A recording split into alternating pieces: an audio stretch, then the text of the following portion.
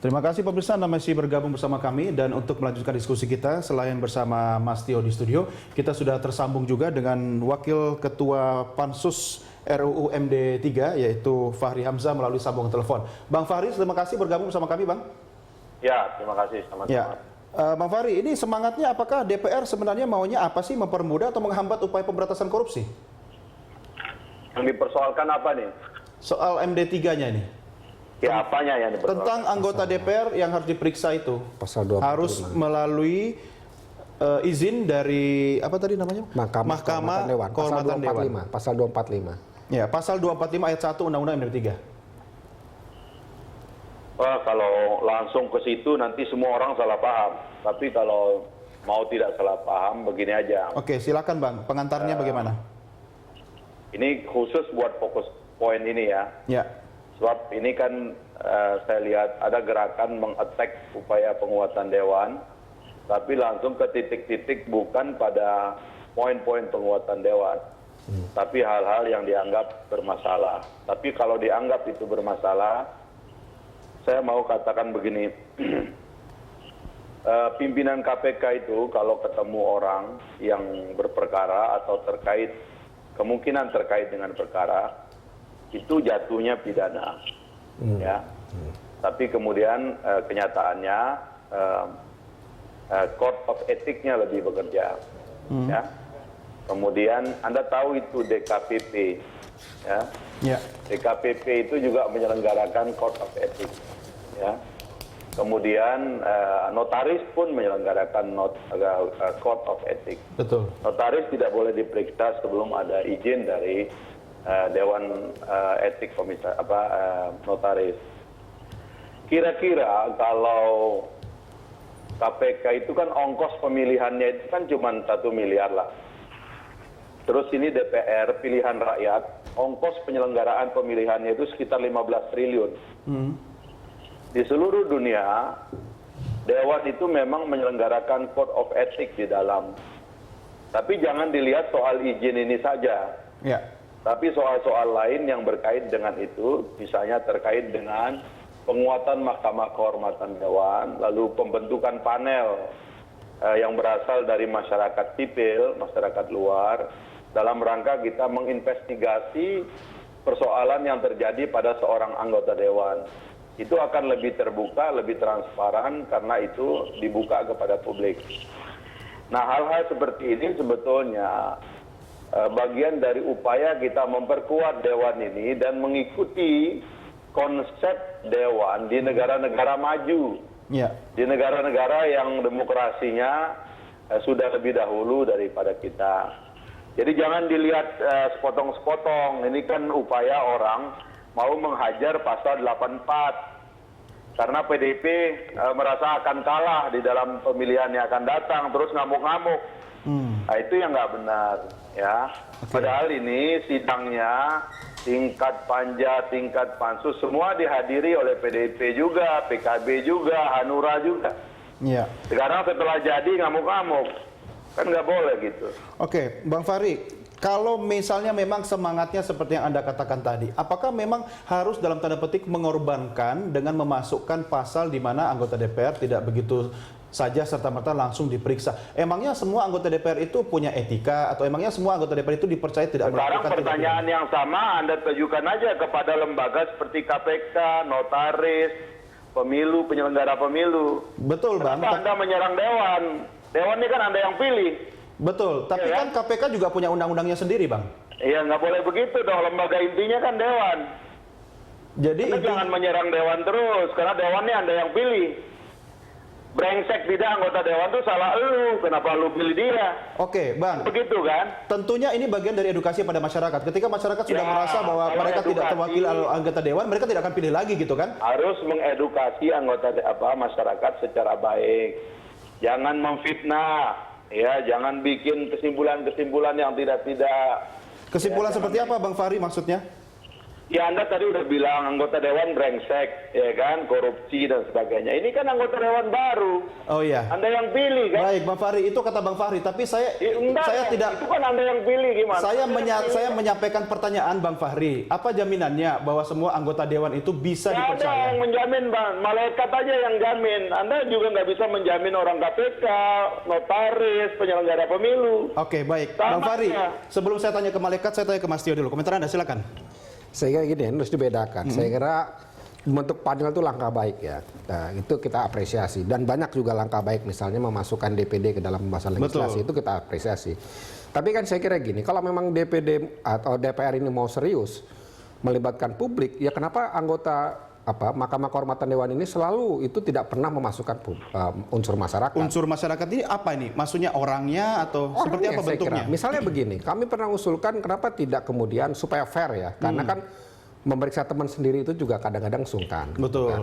Nah, kenapa tidak kemudian memasukkan tokoh senior? Kita lihat aja lah, kalau tadi dicontohkan DKPP itu ada dari KPU ada, dari Bawaslu ada, tapi juga ada unsur masyarakat. Nah, ini yang saya kira belum secara gentle ya dilakukan oleh DPR. Kalau memang mau Kenapa kira-kira unsur masyarakat tidak atau belum dimasukkan? Iya, saya kira kalau kenapanya itu bisa ditanyakan anggota DPR. Tapi kalau kami merasa ya ini memang belum ada keinginan untuk kemudian ya membuka ya, kalau memang ada persoalan itu lebih jelas dibuka secara gamblang. Tapi Mas Tio, kan bentuk pengawasan masyarakat kan tidak melulu harus masuk dalam saya kira tidak. Dewan itu. Tapi kan di undang-undang ini juga sudah dinyatakan rapatnya saja tertutup, bahkan informasinya dirahasiakan. Coba kita kaitkan dengan Undang-Undang 14 tahun 2008 tentang keterbukaan informasi publik yang juga merupakan produk DPR. Betul. Tidak semua informasi bisa dirahasiakan dan penetapannya itu juga tidak bisa secara sembarangan. Iya. Ada kriteria khusus dan nanti diuji lagi. Jadi kalau kemudian undang-undang ini sudah memproteksi sana sini ya wajar kalau masyarakat Kekhawatiran curiga. terbesar Anda apa terhadap Undang-Undang MD3 ini? Yang pertama ini akan membuat sulit masyarakat mengontrol anggota dewan.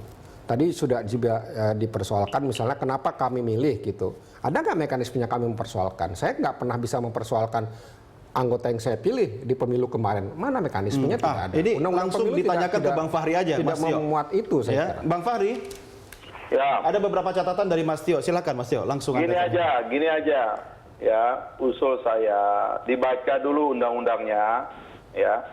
Kita ini lagi pemilu menuju sengketa pemilu dan undang-undang ini bukan untuk anggota DPR sekarang, ini untuk anggota DPR yang akan datang. Nggak ada kepentingannya anggota DPR yang sekarang.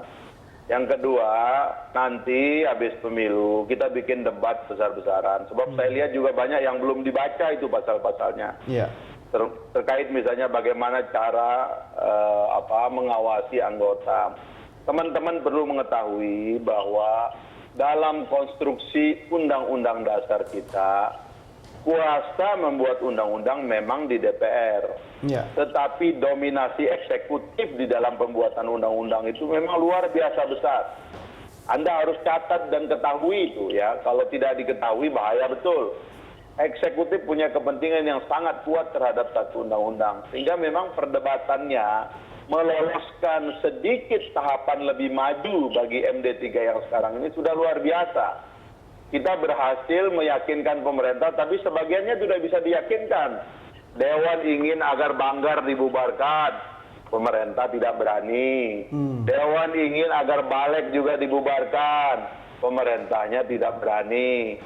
Dewan ingin agar ada akuntabilitas khusus untuk memeriksa keuangan anggota terkait penggunaan dana-dana operasional pribadi. Ya.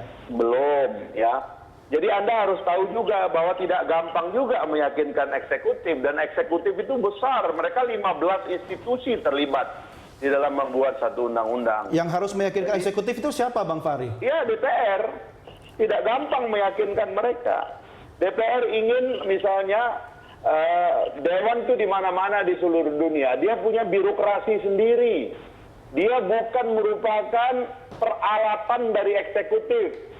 Kita ingin begitu supaya di mana-mana kamar legislatif itu independen. Tapi kami di DPR masih menggunakan aparatur eksekutif. Sehingga kepentingan untuk memperkuat Dewan itu tidak sepenuhnya berjalan. Ini juga sampai sekarang belum bisa diyakinkan, meskipun dalam MD3 yang sekarang ini pemerintah mau membuka pintu, pemerintah berjanji bikin perpres untuk membentuk sistem pendukung Dewan yang independen. Baru Dewan ini di masa depan itu bisa betul-betul diperiksa, diandalkan sebagai satu kamar yang independen. Selama dia diternak oleh eksekutif, ya nggak bisa. Karena kemudian pejabat-pejabat ini tidak monoroyalitas, ya kan? Bang Fahri, kita mengurus birokrasi eksekusi, tiba-tiba mengurus birokrasi legislasi, itu tidak mudah, Mas. kalau misalnya Dewan itu gagal melakukan pendekatan atau lobby kepada pemerintah, jadi kegagalan parlemen itu harus dibebankan kepada seluruh rakyat Indonesia. Saya nggak ngerti maksud Anda. Kalau misalnya pemerintah sulit dilobi oleh DPR terkait dengan undang-undang MD3 ini, tadi kan Anda katakan bahwa pemerintah banyak sekali kepentingannya dalam undang-undang MD3 ini ya Bang? Ya, makanya di dalam sistem parlementer presidensil yang murni, eksekutif tidak membuat undang-undang. Seperti di Amerika Serikat, presiden tidak terlibat di dalam membuat undang-undang. Ya. Oleh karena itu, semua undang-undang dibuat oleh Dewan. Kalau pemerintah tidak setuju, dia melakukan veto. Lalu undang-undang itu bisa dinyatakan tidak berlaku. Tapi di kita ini tidak sistemnya. Kalau Anda mau bikin amandemen konstitusi sekali lagi, itu tidak gampang karena Pak SBY saja 2 periode nggak berani amandemen sekali lagi. Kalau mau ideal sistem presidensialisme kita itu mesti amandemen sekali lagi. Itu sekali lagi tidak gampang. Ya. Hal-hal seperti ini Anda harus catat supaya jangan bilang kesalahan anggota Dewan, jangan begitu dong. Semua orang punya etikat. Bang Fahri, itu tadi semua adalah bentuk pertanyaan, artinya kita menanyakan kepada Bang Fahri karena tugas Anda untuk memberikan informasi ini kepada masyarakat lewat televisi kita. Iya, tapi dan Bang Fahri, ini kan sebenarnya yang dipertanyakan adalah anggota DPR kan, kalau diindikasikan terlibat tindak pidana. Kalau mantan anggota DPR kan udah nggak kenal lagi undang-undang ini kan? Iyalah. Oke, Mas Tio, silakan langsung ke Bang Fahri. Ya, saya kira semangatnya sama ya. Kalau kita pengen DPR kuat, saya kira iyalah. Siapa sih yang nggak pengen DPR kuat? Saya merasa bahwa DPR yang sekarang ini belum tentu kuat. Contohnya, Kenapa begitu? kita punya banyak catatan hak angket, hak interpelasi. Mana ada yang berhasil? Di situ saya lihat justru DPR terlalu rumit membuat sistem sehingga yang namanya pengawasan tidak jalan. Satu. DPR tidak pernah buat catatan perencana pengawasan. Padahal di Undang-Undang MD3 itu adalah salah satu fungsi pengawasan atau fungsi legislasinya itu adalah melakukan pengawasan jalannya undang-undang. Pertanyaan saya, apakah itu dilakukan? Belum. Hasil kunjungan kerja itu juga kalau kita tanya laporannya tidak semua fraksi punya gitu. Nah, kalau yang dibilang tadi soal sistem pendukung, soal kesekjenan, saya kira itu kemarin harusnya dimasukkan di Undang-Undang ASN yang membahas juga DPR, aparatur sipil negara.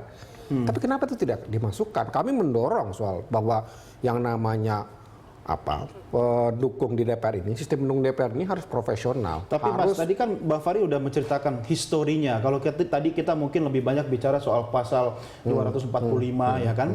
Itu kan memang kok kesannya bahwa ini DPR nggak serius untuk memberantas korupsi. Tapi ternyata ada latar belakang sampai muncul pasal itu. Kalau itu sendiri Anda lihat bagaimana? Saya melihatnya begini ya, ini kan seolah-olah ya kesannya karena tadi juga disebut soal KPK, DPR ini merasa bahwa apa yang dilakukan KPK ini sudah kebablasan gitu. Kalau soal KPK kebablasan atau tidak ya saya kira proses penegakan hukum yang akan bicara. Masing-masing bekerja menurut undang-undangnya Betul, saya kira begitu.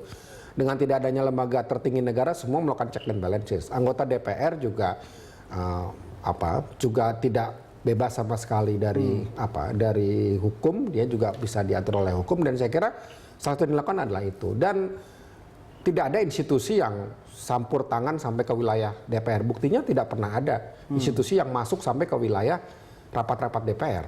Apa yang dilakukan KPK misalnya atau yang lain itu kan di luar rapat. Kasus-kasus yang terjadi itu hampir semuanya di luar rapat, tidak ada yang di luar rapat.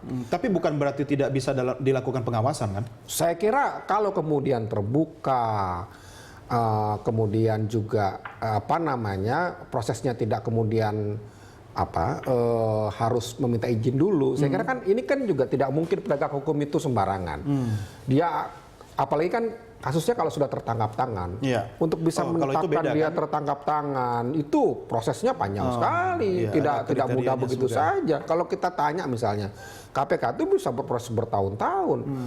Anggota DPR dalam catatan saya yang kena kasus tahun 2008-2009 itu tindak pidananya 2004-2005, bayangkan itu 4 tahun 5 tahun, bahkan dia ditangkap ketika sudah tidak lagi jadi anggota DPR yang harusnya juga tidak kena undang-undang. Ya sebenarnya nggak ada masalah dong ya. Ini kan undang-undang dalam tanda petik kalau tadi dikatakan melindungi anggota DPR yang masih aktif kan? Yang salah adalah kemudian kenapa kemudian harus minta izin Majelis Kehormatan Dewan yang itu kemudian menjadi menghambat proses. Dan 30 hari itu 30 hari ini bisa orang menghilangkan barang bukti, bisa entah kemudian kemana, ada kasusnya loh. Baik. Kita pernah punya contoh anggota dewan yang juga melarikan diri kan, itu tidak Anda bisa dipungkiri. Baik, Mas Tio, kita break dulu. Bang Fahri, kita break dulu. Pemirsa tetap bersama kami segera kembali sesaat lagi.